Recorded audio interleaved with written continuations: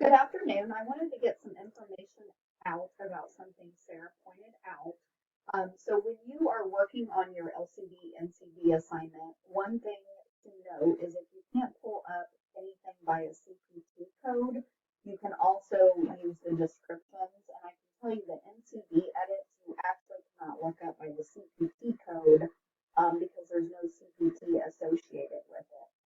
So when you're trying to look for a code, if you're not finding anything with the CPT code that you use, try inputting the description of the CPT code. So for example, we're going to look at one of the scenarios.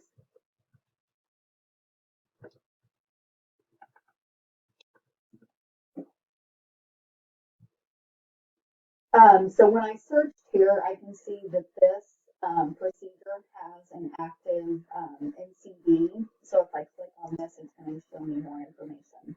Let me know if you have any questions.